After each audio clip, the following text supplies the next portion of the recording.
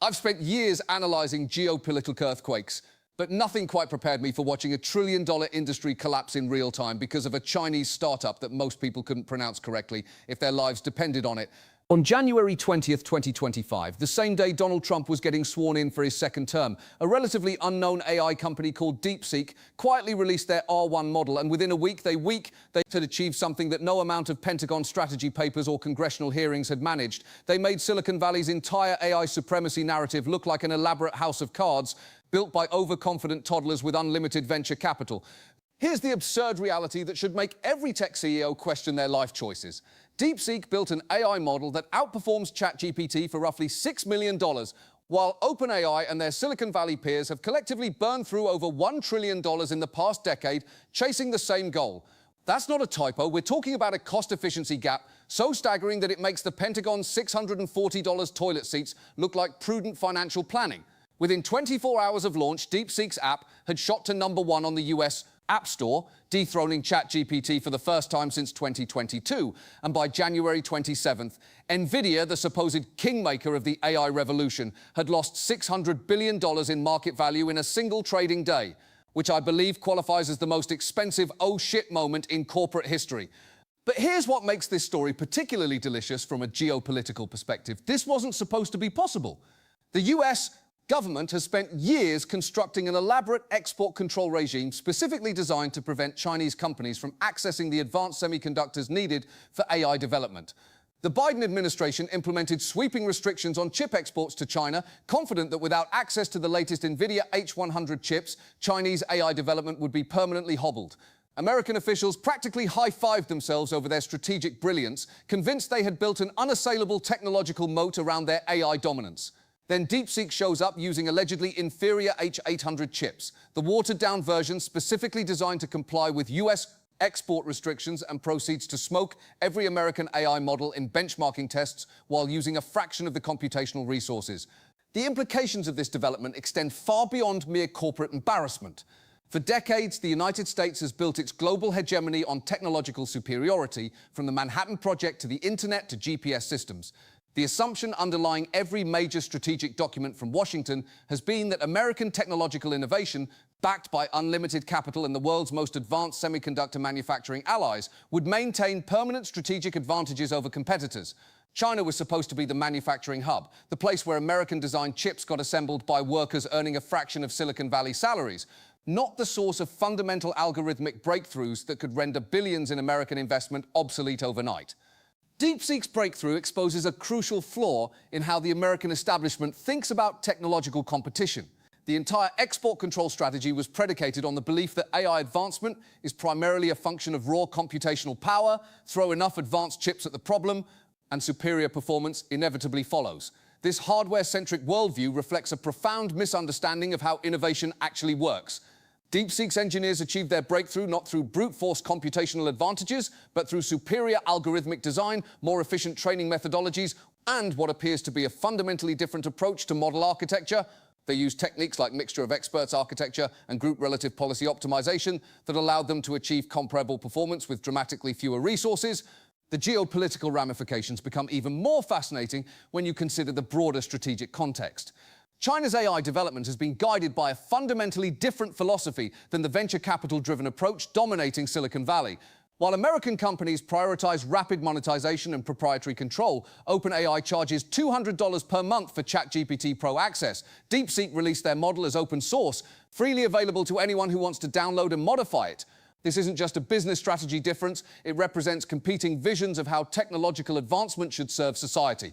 The American model treats AI as a commodity to be controlled and monetized by a handful of corporate giants, while the Chinese approach, at least in this instance, treats it as a public good to be shared and improved collaboratively.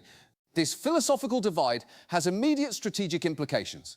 Every researcher, government and corporation worldwide now has access to cutting-edge AI capabilities without paying licensing fees to American companies or submitting to US government oversight. Countries that were previously dependent on American AI services can now deploy DeepSeek's technology locally, reducing their technological dependence on the United States and potentially accelerating their own domestic AI development programs. The European Union, which has been struggling to develop competitive AI alternatives to American models, suddenly has a viable option that doesn't require them to navigate complex relationships with US tech giants or worry about American government surveillance concerns. The timing of DeepSeek's launch adds another layer of geopolitical intrigue to the situation. By releasing their breakthrough on Trump's inauguration day, Chinese engineers essentially delivered a masterclass in strategic messaging. While American media was focused on political theater in Washington, a small team in Hangzhou was quietly demonstrating that the emperor's technological clothes were considerably more threadbare than anyone had realized. The symbolism is almost too perfect. As America turns inward with promises of trade wars and technological protectionism, Chinese innovation continues advancing through entirely different pathways that render traditional competitive barriers irrelevant. From a strategic perspective, DeepSeek's success represents a fundamental challenge to the assumptions underlying American technology policy. The export control regime was designed to maintain American AI superiority by controlling access to critical hardware components. But if superior algorithmic innovation can overcome hardware disadvantages, then the entire premise of technology export controls becomes questionable. Worse yet, for American strategists, DeepSeek's open-source approach means that their innovations will spread rapidly throughout the global AI community, accelerating development in countries that were previously technological dependents of the United States. Looking ahead, I see three potential scenarios emerging from this technological disruption, each carrying profound implications for global power structures.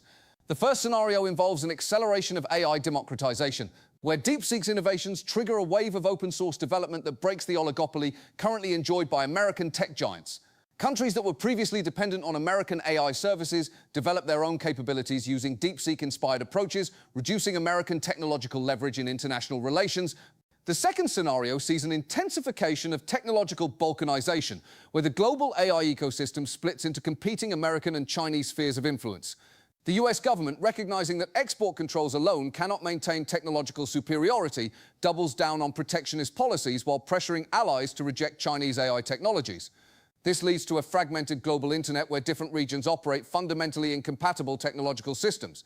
The third scenario involves a rapid shift in global technological dependence from US to Chinese platforms. If DeepSeek's innovations prove genuinely superior and continue advancing, governments and corporations worldwide may increasingly adopt Chinese AI systems, not because of political alignment, but simply because they work better and cost less. This technological migration could undermine American influence in ways that traditional military or economic competition never could. The broader lesson emerging from DeepSeek's breakthrough extends beyond artificial intelligence to the fundamental nature of great power competition in the 21st century. Traditional metrics of technological superiority, military spending, manufacturing capacity, or research investment may be less predictive of competitive outcomes than previously assumed. Innovation increasingly depends on algorithmic insights and systemic approaches to problem-solving rather than simple resource accumulation. This technological disruption highlights the limitations of economic statecraft in an era of rapid innovation.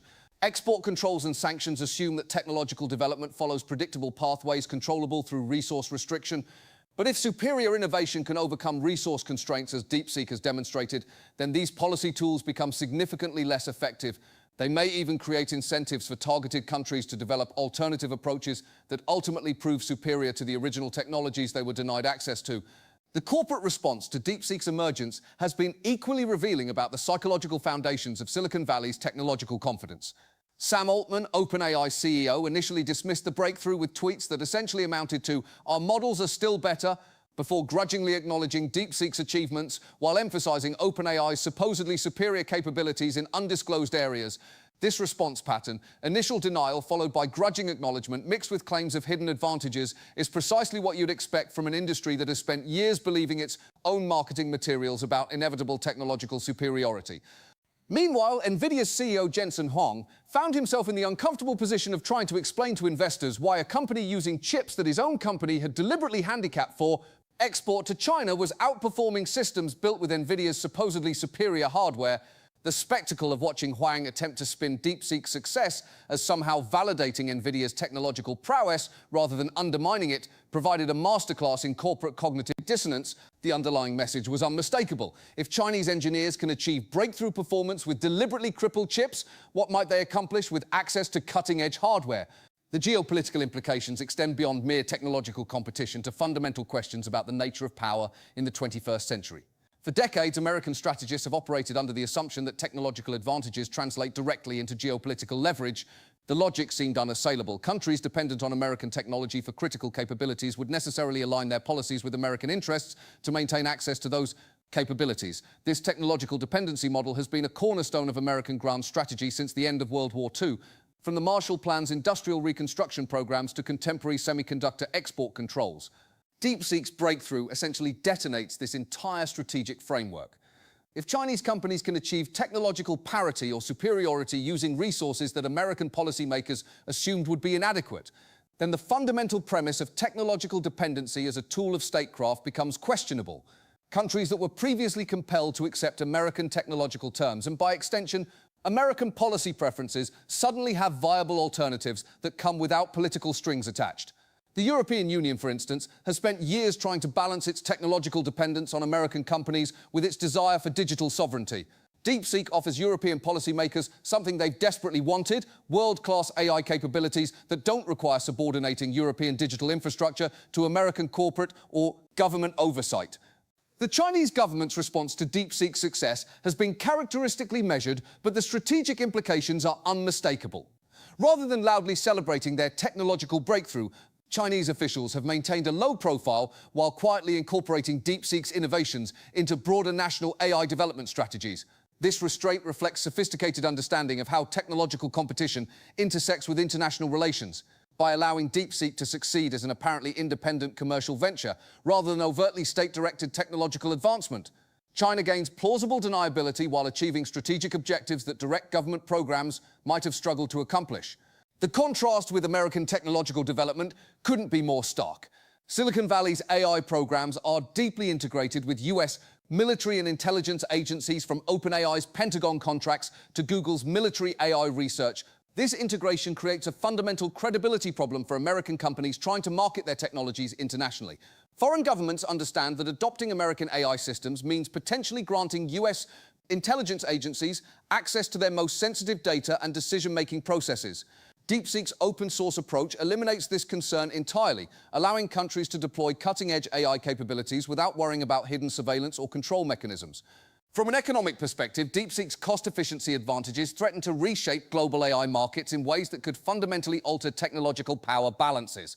If Chinese companies can deliver comparable AI capabilities at a fraction of American costs, the entire venture capital-driven development model dominating Silicon Valley becomes economically unsustainable. Countries previously excluded from cutting-edge AI due to cost constraints suddenly have access to world-class technologies, potentially accelerating development in regions that American strategists assumed would remain technologically dependent for decades.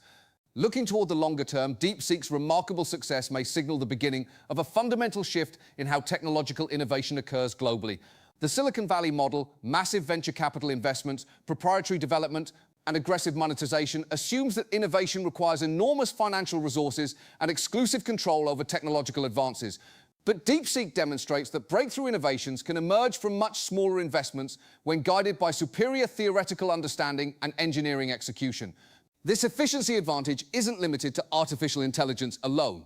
Chinese companies are applying similar innovative approaches to renewable energy, transportation, biotechnology, and other advanced sectors, consistently achieving competitive results with dramatically lower resource investments than their American counterparts.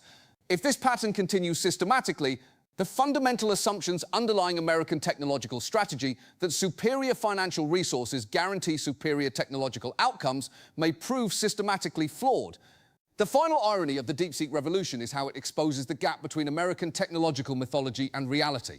For years, Silicon Valley has marketed itself as the global center of innovation, the irreplaceable source of technological breakthroughs that would maintain American strategic advantages indefinitely.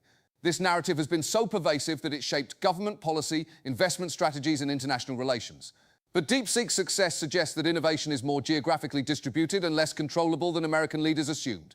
The most significant AI breakthrough of 2025 emerged from a small Chinese startup that most Western observers had never heard of before. Using resources that would constitute a mere rounding error in most Silicon Valley budgets, as I write this analysis, the global AI landscape continues evolving at breathtaking speed, with new developments emerging almost daily that further challenge established assumptions about technological competition.